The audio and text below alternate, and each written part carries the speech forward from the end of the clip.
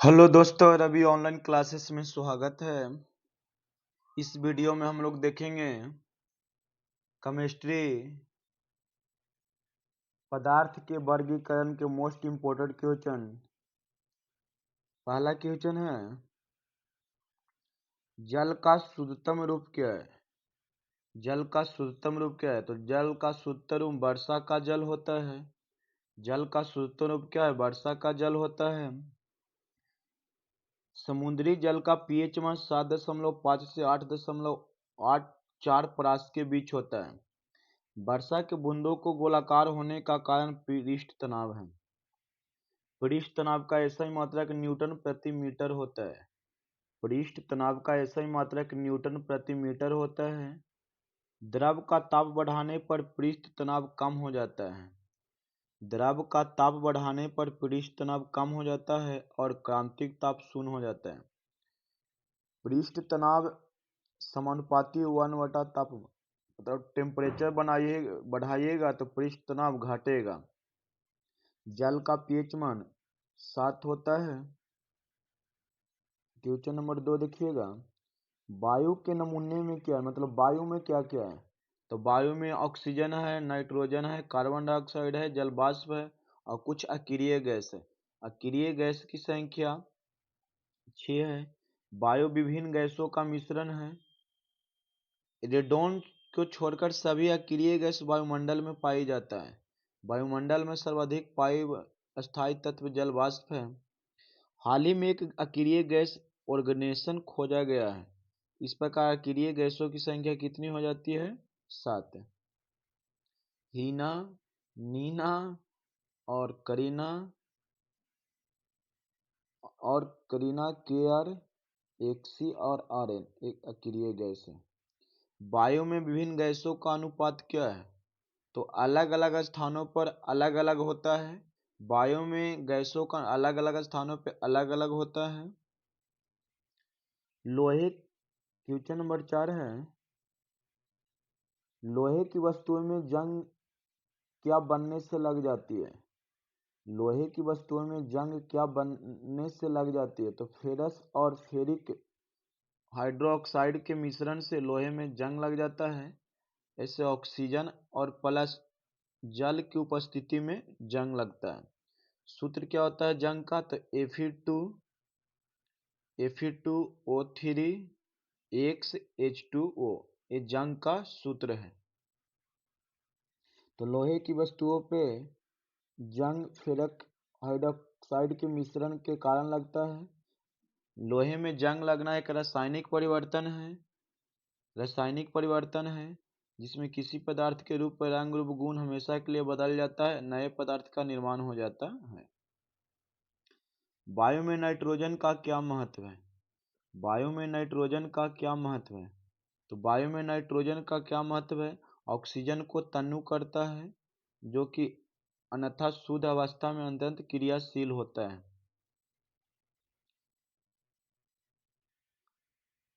जंग लगे हुए लोहे का वजन बिना जंग लगे हुए लोहे से क्या होता है?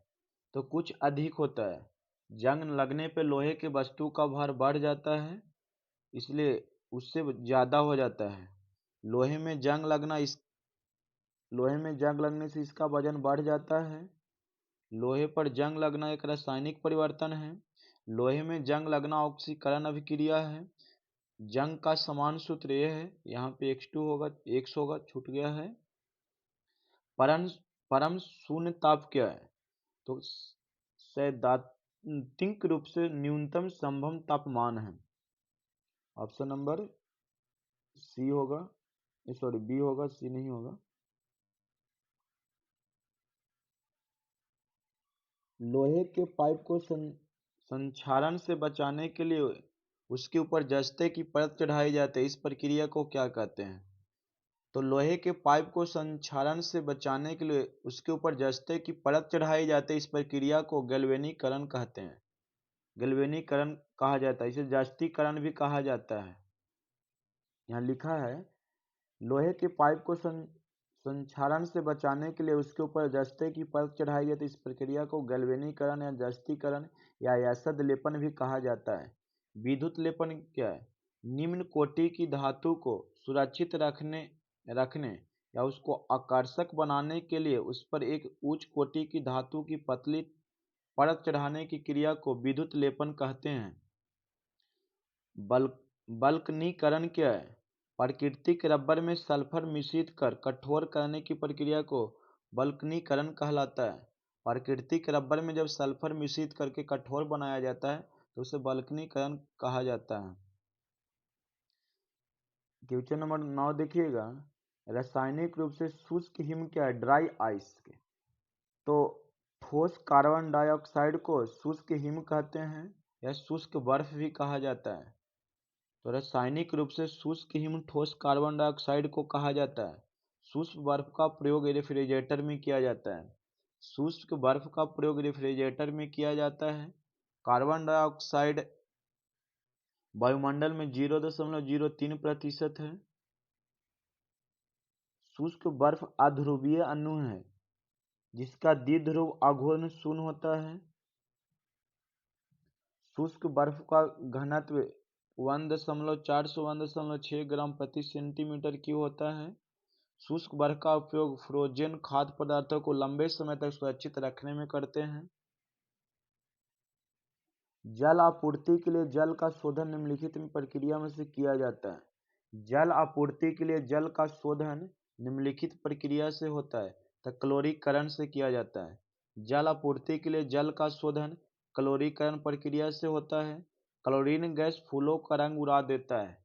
क्लोरीन जो गैस है Cl वो फूलों के रंग को उड़ा देती है। क्लोरीन का उपयोग औषधियों, शाकनाशी, कीटनाशी के संश्लेषण में किया जाता है। ब्रोमीन का उपयोग एथिलीन ब्रोमाइड के संश्लेषण में किया जाता है। जल का शुद्धिकरण आसवन विधि से किया जाता है।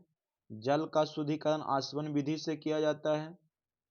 आसवन क्या है? मिश्रित द्रव के अवयवों को वाष्पन सक्रियता के अंतर के आधार पर अलग करने की एक विधि है। यह भौतिक पृथक्करण विधि है। प्रभाजी आसवन से कच्चे तेल से अन्य अवयव प्राप्त करते हैं। जैसे पेट्रोल, डीजल, केरोसिन तेल का प्रभाजी आसवन विधि से ही प्राप्त किया जाता है। प्रभाजी आसवन विधि से वायु के घटक गैस प्राप्त होते हैं। इसी विधि के किण्वन उत्पादों से शराब भी प्राप्त किए जाते हैं। क्लोरीकरण क्या है? तो अशुद्ध जल में थोड़ा सा क्लोरीन डालना क्लोरीकरण कहलाता है। अशुद्ध जल में थोड़ा सा क्लोरीन डालना क्लोरीकरण कहलाता है। अशुद्ध जल में थोड़ा सा क्लोरीन डालना क्लोरीकरण कहलाता है। जल क्लोरीकरण विधि से क्लोरीन के यौगिक अशुद्ध में जोड़ते हैं, जैसे सोडियम हाइपोक्लोराइट, ब्लीचिंग पाउडर। इस विधि द्वारा जल जनित रोग उत्पन्न करने वाले प्रमुख जीवाणु, कीटाणु, विषाणुओं को मार दिया जाता है। कहता है जल में जब क्लोरीन जोड़ा जाता है तो हाइपोक्लोरस अम्ल तथा हाइड्रोक्लोरिक अम्ल का निर्माण होता है जो माइक्रोब्स के लिए विषैला है। स्विमिंग पूल, कुआं, झरना इत्यादि में क्लोरीन डालकर शुद्ध करने की प्रक्रिया को क्लोरीकरण कहा जाता है। गंदे पानी में अगर क्लोरीन डाल दिया जाता है तो पानी शुद्ध हो जाता है, तो इसे ही क्लोरीकरण कहा जाता है। क्वेश्चन नंबर 12 देखिएगा, उच्च तापमान तथा दाब पर गर्म करने से मोमीय ठोस में बदल जाता है। उच्च तापमान तथा दाब पर गर्म करने से मोमीय ठोस में बदल जाने वाली गैस है वह एथिलीन है। वह कौन सा गैस है? तो वह एथिलीन है। एथिलीन का आविष्कार बेचर ने किया था। कौन किए थे? बेचर ने किए थे। इसका अणुसूत्र होता है C2H4। एथिलीन एल्कीन का सदस्य है। एल्कीन का समान सूत्र CnH2n-2 होता है। दुगना से दो अधिक एल्काइन का, दो कम एल्काइन का होता है। सॉरी, देखिएगा क्वेश्चन नंबर 13, रासायनिक परिवर्तन की प्रक्रिया। रासायनिक तो मोटर कारों में पेट्रोल का दहन होना एक रासायनिक परिवर्तन का उदाहरण है। लवण का जल में घुलना नहीं सर, वो तो फिर प्राप्त हो जाएगा। रासायनिक परिवर्तन वह प्रक्रिया जिसमें मोटर कारों में पेट्रोल दहन होता है। भोजन का पचना, ये सब रासायनिक परिवर्तन का उदाहरण है। दूध से दही बनना, लोहे में जंग लगना, मोमबत्ती को बत्ती को जलना, ये सब क्या है सर? पेट्रोलियम का शोधन प्रवाही आसवन विधि द्वारा करते हैं। इसमें 70 डिग्री सेल्सियस पे पेट्रोल, 170 डिग्री सेल्सियस पे केरोसिन, 270 डिग्री सेल्सियस पे डीजल प्राप्त होता है। यह क्वथनांक के आधार पर घटकों का पृथक्करण करता है। 10% इथाइल अल्कोहल एवं 90% पेट्रोल के मिश्रण को गैसोहॉल कहा जाता है। गैसोहॉल कहा जाता है। गैसोहॉल किसे कहा जाता है? तो 10% एथाइल अल्कोहल एवं 90% पेट्रोल के मिश्रण को गैसोहॉल कहा जाता है। महासागरों से शुद्ध जल किस विधि द्वारा प्राप्त किया जाता है? महासागरों से शुद्ध जल किस विधि द्वारा प्राप्त किया जाता है? तो आसवन विधि द्वारा प्राप्त किया जाता है। महासागरों से शुद्ध जल आसवन विधि प्राप्त किया जाता है। जब द्रव को गर्म किया जाता है तब वह वाष्प में परिवर्तित हो जाता है, और जब वाष्प को ठंडा किया जाता है तो यह पुनः जल में परिवर्तित हो जाता है। ऐसी क्रिया को आसवन कहते हैं। प्रवाही आसवन विधि से पेट्रोल, डीजल, केरोसिन तेल प्राप्त किया जाता है। क्वेश्चन नंबर 15 देखिएगा, किस प्रक्रम द्वारा कच्चे तेल से गैसोलीन प्राप्त किया जाता है? तो प्रवाही आश्रम के द्वारा कच्चे तेल से गैसोलीन प्राप्त किया जाता है। प्रवाही आसवन विधि द्वारा कच्चे तेल से गैसोलीन प्राप्त किया जाता है। गैसोलीन को समान भाषा में पेट्रोल कहा जाता है। गैसोलीन को समान भाषा में पेट्रोल कहा जाता है। गैसोलीन की समान भाषा में पेट्रोल कहा जाता है। यह कार्बन 4 से कार्बन 12 हाइड्रोकार्बन का मिश्रण होता है। कार्बन 4 से कार्बन 12 का हाइड्रोकार्बन का मिश्रण होता है। स्पार्क ज्वलन इंजन में नियंत्रित प्रक्रिया गैसोलीन का ज्वलन डिफ्लैग्रेशन कहलाता है। गैसोलीन की गुणवत्ता ऑक्टेन संख्या पर निर्धारित किया जाता है। ऑक्टेन रेटिंग का मापन 2, 4 ट्राइमिथाइल पेंटेन तथा एन हेप्टेन का अपेक्षिक मिश्रण के आधार पर किया जाता है। तापमान के केल्विन पैमाने पर जल का क्वथनांक क्या होता है? तो तापमान के केल्विन पैमाने पर जल का क्वथनांक 373 केल्विन होता है। 373 केल्विन होता है, क्योंकि 0 डिग्री सेल्सियस बराबर 273 केल्विन होता है। क्वथनांक क्या है? जिस निश्चित तापमान पर कोई द्रव वाष्प में बदलता है उसे क्वथनांक कहते हैं, बॉइलिंग पॉइंट कहा जाता है। जल का बॉइलिंग पॉइंट 100 डिग्री सेल्सियस है। पानी 100 डिग्री सेल्सियस पे उबलना स्टार्ट करता है। डिग्री में 100 डिग्री सेल्सियस है, केल्विन में 373 है, फ़ारेनहाइट में 212 है, र्यूमर में 80 डिग्री र्यूमर है। जल का हिमांक, जल जमता है 0 डिग्री सेल्सियस पे, 273 डिग्री पे, 32 डिग्री और 0 डिग्री र्यूमर पे। जल में अशुद्धि मिलाने पर उसका बॉइलिंग पॉइंट बढ़ जाता है। जल में अशुद्धि मिलाने से उसका बॉइलिंग पॉइंट बढ़ जाता है। अगर जल में आप अशुद्धि पदार्थ मिलाइएगा तो उसका क्वथनांक बढ़ जाएगा। दाब बढ़ाने पर जल का बॉइलिंग पॉइंट बढ़ जाता है। दाब बढ़ाने पर भी जल का बॉइलिंग पॉइंट बढ़ जाता है। प्रेशर कुकर में जल का बॉइलिंग पॉइंट 120 डिग्री हो जाता है, 120 डिग्री सेल्सियस हो जाता है। केल्विन पैमाने को के लिखते हैं। पहले सेल्सियस पैमाने को सेंटीग्रेड पैमाना कहा जाता था। केल्विन व्यक्त में डिग्री नहीं लिखा जाता है। सूर्य का जो कोर का तापमान होता है 6000 डिग्री सेल्सियस होता है। कितना डिग्री सेल्सियस होता है? 6000 डिग्री सेल्सियस होता है। क्वेश्चन नंबर 17 देखिएगा, बारूद निम्नलिखित का मिश्रण है। बारूद किसका मिश्रण है? तो बारूद नाइटर, सल्फर व काठ कोयला का मिश्रण है। बारूद नाइटर, सल्फर, काठ कोयला का मिश्रण है। बारूद का निर्माण रोजर बैंकर ने किए थे। बारूद का निर्माण रोजर बैंकर ने किए थे, 1242 में किए थे। यह हल्का विस्फोटक होता है। बारूद हल्का विस्फोटक होता है। यह पोटेशियम या सोडियम नाइट्रेट, चारकोल और सल्फर का मिश्रण होता है, जो 15:3:2 के अनुपात में होता है। टीएनटी को ट्राई नाइट्रोलुइन कहते हैं। टीएनटी को ट्राई नाइट्रोलुइन कहते हैं, ट्राई नाइट्रोलुइन कहते हैं। यह एक प्रभावी विस्फोटक होता है। टीएनटी क्या है? एक प्रभावी विस्फोटक है। इसका रासायनिक सूत्र ये हुआ। इसका निर्माण सर्वप्रथम जूलियस बिल ब्रांड ने किया था। आरडीएस भी प्रबल विस्फोटक है। आरडीएस भी एक प्रबल विस्फोटक है, नाइट्रामाइड है।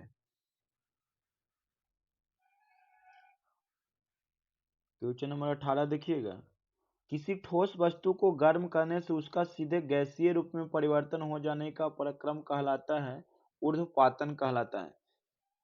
ऊर्ध्वपातन क्या है? वह वस्तु जिसे ठोस पदार्थ को गर्म करने पर सीधे गैसीय अवस्था में बदल जाता है, यह क्रिया को ऊर्ध्वपातन कहा जाता है। किसी ठोस वस्तु को गर्म करने से उसका सीधे गैसीय रूप में परिवर्तित हो जाने की क्रिया ऊर्ध्वपातन कहलाता है। ठोस में ऊष्मा का संचयन चालन विधि द्वारा होता है। ठोस में ऊष्मा का संचयन चालन विधि द्वारा होता है। पदार्थ की वह भौतिक अवस्था जिसका आकार एवं आयतन दोनों निश्चित उसे ठोस पदार्थ कहा जाता है। ऊर्ध्वपातन के उदाहरण जैसे आयोडीन हो गया, कपूर हो गया, अमोनियम हो गया, क्लोराइड हो गया, नेफेथिल और फेरोसिन, ये सब ऊर्ध्वपातन का उदाहरण है। कपूर का आसानी से शोधन करने का प्रक्रम क्या कहलाता है? तो कपूर को आसानी से शोधन करने का प्रक्रिया ऊर्ध्वपातन कहलाता है। ऊर्ध्वपातन कहलाता है। ऊर्ध्वपातन प्रक्रम द्वारा कपूर को आसानी से शोधन किया जाता है। कपूर, आयोडीन, अमोनियम क्लोराइड एवं ठोस कार्बन डाइऑक्साइड शोधन इसी विधि से किया जाता है। सर्वाधिक आघातवर्ध धातु कौन है? तो सर्वाधिक आघातवर्धीय धातु सोना है। देख लीजिएगा एक नज़र।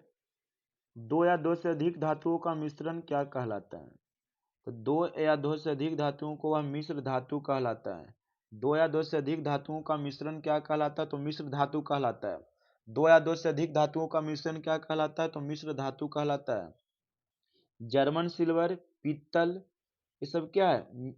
मिश्र धातु है। जर्मन निकेल क्रोमियम, ये सब मिश्र धातु में आते हैं। मरकरी को लोहे के बर्तन में रखा जाता है। कुछ प्रमुख अवलगन उसके उपयोग है। जिंक अवलगन बैटरी में प्रयोग किया जाता है। टीन अवलगन को दर्पण में कोटिंग में किया जाता है। सिल्वर अवलगन को दांत भरने में किया जाता है। क्वेश्चन नंबर 22 देखिएगा। मिश्रण के यौगिकों को उनके विशिष्ट रूप में अलग करने का प्रक्रम क्या कहलाता है? तो शोधन कहलाता है। शोधन की क्रिया द्वारा मिश्रण के यौगिकों को उनके विशिष्ट रूप से अलग किया जाता है। वह पदार्थ जो दो या दो से अधिक तत्वों को यौगिकों को किसी भी अनुपात में मिलाने से प्राप्त होता है, इसे मिश्रण कहते हैं। मिश्रण को सरल यांत्रिक विधि द्वारा प्रारंभिक अवयवों से प्राप्त किया जाता है, जैसे हवा, बालू, कंकड़, पत्थर आदि, तेल इत्यादि। एक रासायनिक यौगिक जो दो तत्वों से बना होता है तो द्विअंगी कहलाता है। एक रासायनिक यौगिक है जो दो तत्वों से बना होगा, द्विअंगी कहलाएगा। जो तीन तत्वों से मिलकर बना होगा, त्रिअंगी कहलाएगा। जो चार तत्वों से मिलकर बनेगा, चतुर्थांगी। और चार से अधिक तत्वों से मिलकर बना होता है, उसे बहुअंगी कहा जाता है। एक रासायनिक यौगिक जो दो तत्वों से मिलकर बना हुआ द्विअंगी कहलाता है। यौगिक क्या है? यौगिक वह शुद्ध पदार्थ है। यौगिक वह शुद्ध पदार्थ है जो दो या दो से अधिक तत्वों के भार के विचार से एक निश्चित अनुपात में रासायनिक संयोग के फलस्वरूप बनता है। देखिए, यौगिक का अपना सूत्र होता है। यौगिक का अपना सूत्र जैसे जल, sodium chloride, magnesium oxide, potassium hydroxide, calcium का, ये सभी यौगिक हैं। यौगिक में उनके अवयवीय तत्वों के गुण विद्यमान नहीं रहते हैं। यौगिक का क्वथनांक तथा द्रव्यमाप निश्चित होता है। वैसे पदार्थ जो आम्ल तथा क्षार दोनों जैसा आचरण करता है वह उभयधर्मी कहलाता है। कार्बोनेट को हाइड्रोजन कार्बोनेट भी कहा जाता है। मतलब इसी को बाइकार्बोनेट भी कहा जाता है। बाइकार्बोनेट को हाइड्रोजन कार्बोनेट भी कहा जाता है। HCO3 को बाइकार्बोनेट सबसे पहले विलियम बोल्स्टन ने दिए थे।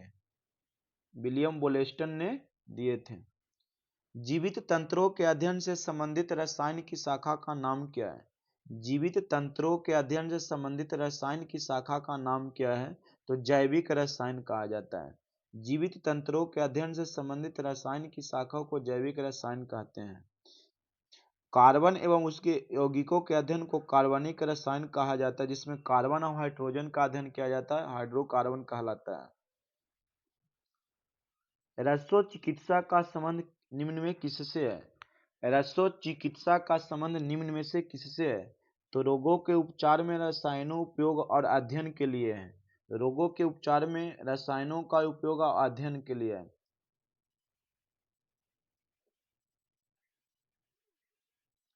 निक्षालन प्रक्रम में शामिल है।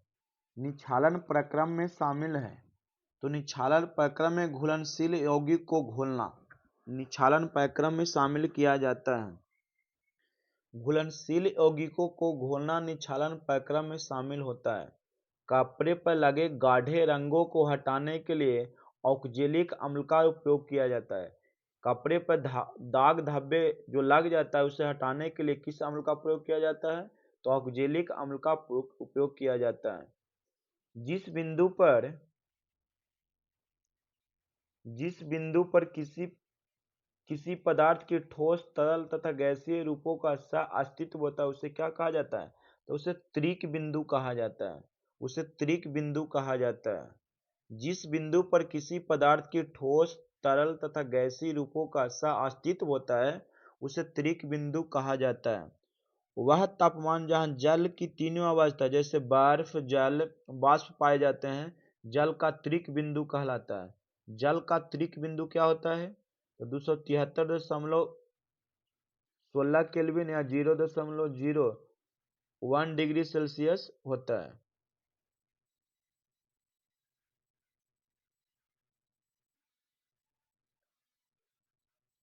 किसी भी तंत्र से जल के निष्कासन के प्रक्रम को क्या कहते हैं? किसी भी तंत्र से जल के निष्कासन के प्रक्रम को क्या कहते हैं? ऑक्सीकरण, अपचयन, निर्जलीकरण, वाष्पीकरण। तो ऑप्शन नंबर सी राइट होगा। किसी भी तंत्र से जल के निष्कासन के प्रक्रम को कहते हैं निर्जलीकरण।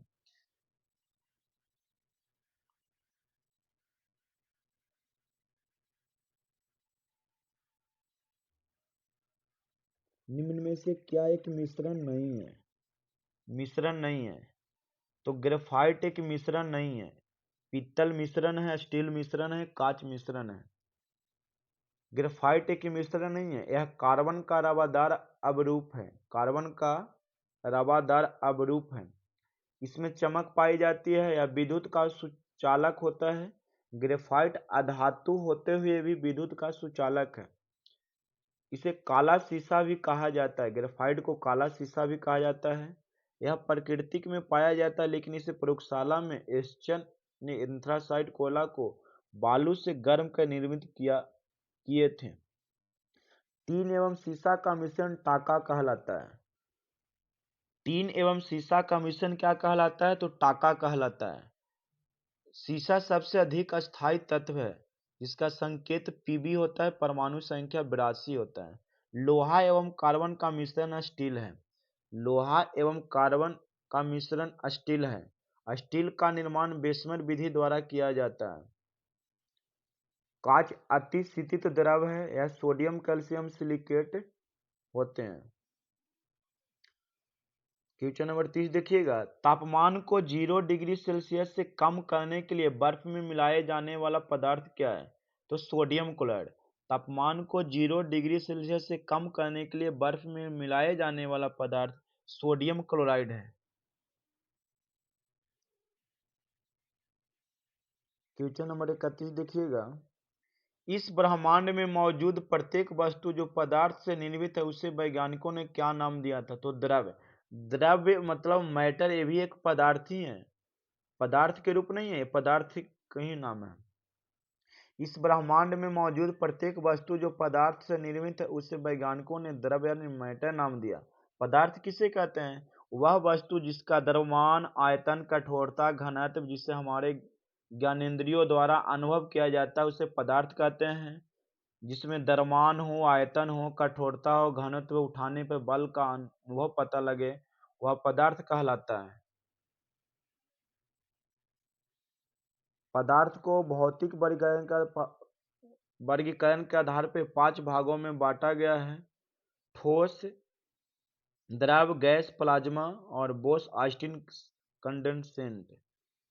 वायुमंडलीय हवा का सबसे बड़ा घटक क्या है? वायुमंडलीय हवा का सबसे बड़ा घटक क्या है? तो वायुमंडलीय हवा का सबसे बड़ा घटक नाइट्रोजन है। यह हवा में 78% की मात्रा में पाया जाता है। आयतन के अनुसार वायु के संगठन में नाइट्रोजन 78% है, ऑक्सीजन 20.94 है जो 21% होगा, आर्गन 0.93%, कार्बन डाइऑक्साइड 0.3%।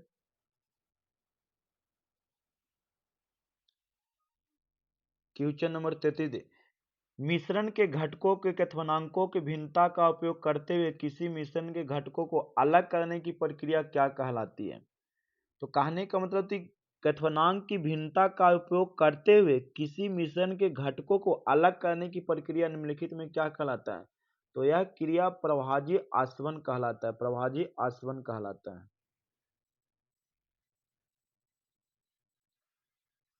निम्नलिखित में से कौन सा गुणधर्म ठोस, द्रव एवं गैस के लिए भिन्न है? अणुओं की गति। कौन सा गुणधर्म ठोस, द्रव, गैस के लिए भिन्न है? तो देखिए, पदार्थ का कण का आकार लगभग सब में समान, पदार्थ का द्रव्यमान समान है, ऊर्जा का। तो अणुओं की गति सबका अलग अलग होता है। हाइड्रोजन गैस सामान्यतः तैयार किया जाता है। हाइड्रोजन गैस सामान्यतः तैयार किया जाता है तो तनुकृत सल्फ्यूरिक अम्ल के साथ H2SO4 के साथ शुद्ध जस्ते की अभिक्रिया द्वारा हाइड्रोजन गैस की प्राप्ति की जाती है। हाइड्रोजन के 3 समस्थानिक है: प्रोटियम, ड्यूटेरियम और ट्राइटियम। हाइड्रोजन के कितने समस्थानिक है? तो 3। ड्यूटेरियम के ऑक्साइड D2O, जिसे भारी जल कहते हैं। भारी जल का सूत्र क्या होता है? तो D2O। भारी जल का सूत्र क्या होता है? D2O। भारी जल का खोज 1932 ईस्वी में यूरे और बासवर्म ने किए थे। भारी जल 3.8 डिग्री सेल्सियस पे जमता है। भारी जल D2O 3.8 डिग्री सेल्सियस पे जमता है। साधारण जल के लगभग 7000 भागों में 1 भाग भारी जल का ही होता है। तापमान को कितना कम कर देने से सभी गैस शून्य आयतन घेरेगी? तो -273 डिग्री सेल्सियस। -273 डिग्री सेल्सियस तापमान पर सभी गैस का आयतन शून्य होता है। इसे परम शून्य ताप कहा जाता है। परम शून्य ताप को ओके भी कहते हैं। ओके बराबर -273.15 डिग्री सेल्सियस होता है। जल का आयतन 4 डिग्री सेल्सियस पे न्यूनतम होता है, जबकि घनत्व महत्तम होता है। जल 100 डिग्री सेल्सियस पे उबलता है। वायु की संगठक गैसों सामान्यतः होती है। तो वायु नाइट्रोजन और ऑक्सीजन की ज्यादा मात्रा बाकी सब 1% में ही मिले हैं। वायु दाब बैरोमीटर से मापा जाता है। वायु दाब किससे मापा जाता है? बैरोमीटर से मापा जाता है। वायुमंडल के 5 परतों में बांटा गया है: सौभमंडल, समताप मंडल, मध्यमंडल, आयन मंडल, वाहमंडल। सभी मुख्य वायुमंडलीय घटनाएं सौभमंडल में होता है। वायुमंडलीय घटनाएं सौभमंडल में होती है। जैसे बादल, आंधी, वर्षा आदि को आना किस मंडल में होता है? तो सौभमंडल में होता है। ओजोन परत समताप मंडल में पाया जाता है। ओजोन परत किस मंडल में पाया जाता है? समताप मंडल में पाया जाता है। ओजोन गैस से सड़ी हुई मछली की तरह गंध निकलती है। ओजोन का सूत्र क्या होता है? O3। ओजोन में कितने ऑक्सीजन के अणु हैं? तो 3 है। ऑक्सीजन के कितने अणु हैं? तो 3 है। पानी और चौक के मिश्रण को पृथक किया जा सकता है। पानी और चौक, मतलब चौक को खड़िया भी बोलते हैं, कैल्शियम कार्बोनेट जिसका सूत्र होता है। तो पानी और चौक के मिश्रण को पृथक किया जाता है अपसादन द्वारा। किसके द्वारा? अपसादन द्वारा अलग किया जाता है। पानी और चौक के मिश्रण को अपसादन विधि द्वारा पृथक किया जाता है। जल का शुद्धिकरण आसवन विधि द्वारा किया जाता है। याद रखिएगा, जल का शुद्धिकरण आसवन विधि द्वारा किया जाता है। वाष्पन वह प्रक्रिया जिसमें गैस सीधे द्रव में बदल जाता है। निम्नलिखित में आयरन पर जंग लगने से कौन के कारण है? ऑक्सीडेशन, रिडक्शन, ऑक्सीजन के साथ रासायनिक क्रिया, कार्बन डाइऑक्साइड के साथ रासायनिक। तो कार्बन डाइऑक्साइड तो नहीं होगा, ऑक्सीडेशन होगा, और ऑक्सीजन के साथ रासायनिक भी क्या, क्योंकि रिडक्शन नहीं होगा। तो ऑप्शन नंबर डी होगा सर। जंग का उदाहरण है, यौगिक का उदाहरण है। जंग किसका उदाहरण है? यौगिक का। मिश्र धातु में जंग नहीं लगता है, तत्व में भी नहीं, तो यौगिक में ही लगेगा जंग, बाकी तत्व में जंग नहीं लगता है। इसे लगता है कम, लेकिन ज्यादा यौगिक का ही लगने का कारण है। जिप्सम से प्लास्टर ऑफ पेरिस बनाने के लिए कितने तापमान की आवश्यकता होता है? तो जिप्सम से प्लास्टर ऑफ पेरिस बनाने के लिए, ऐसे तो एनसीईआरटी 120 डिग्री, जब जिप्सम को 120 डिग्री सेल्सियस पे गर्म करते हैं तो वह प्लास्टर ऑफ पेरिस बन जाता है, पीओपी, प्लास्टर ऑफ पेरिस बन जाता है। तो यहाँ ऑप्शन के मुताबिक 100 डिग्री सेल्सियस होगा। जिप्सम से प्लास्टर ऑफ पेरिस बनाने के लिए 100 डिग्री सेल्सियस तापमान की आवश्यकता होता है। ये हुआ कैल्शियम सल्फेट इंटू 2H2O को जिप्सम कहते हैं। क्या बोलते हैं? ये जिप्सम का सूत्र है, और ये हुआ प्लास्टर ऑफ पेरिस का सूत्र। इलेक्ट्रोप्लेट होने वाली प्लेट, इलेक्ट्रोप्लेट होने वाली प्लेट सैदब बनाई जाती है, जो धातु उस पर चढ़ने वह सैदब बनाई जाती है कैथोड और एनोड का। कैथोड और एनोड का, पहले कैथोड बाद में एनोड होता है।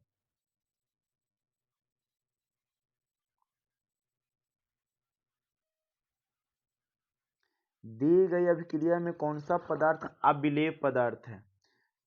तो पोटेशियम ब्रोमाइड और बेरिलियम आयोडाइड है। तो इसमें BaBr2, मतलब ऑप्शन नंबर बी सही आंसर होगा। 44, निम्नलिखित में किस धातु का ताग सरलता से खींचा जा सकता है? तो सबसे तरलता से खींचे जाने वाला तो ऐसे सोना है, लेकिन ऑप्शन के मुताबिक इसमें जस्ता मतलब तांबा होगा।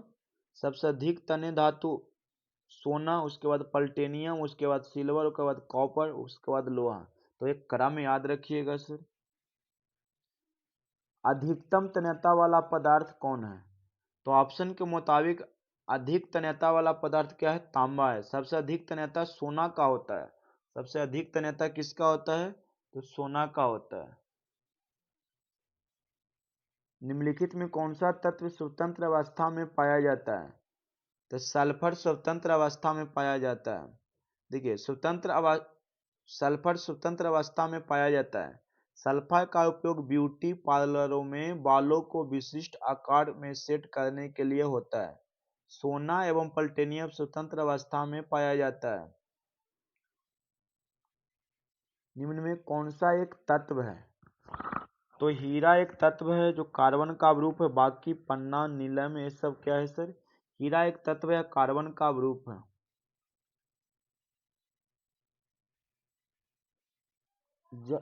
जब कविता कॉपर सल्फेट को जलीय विलयन में लेती है, उसमें एल्युमिनियम के कुछ दाने मिलाती है, तो विलयन का रंग बदल जाता है।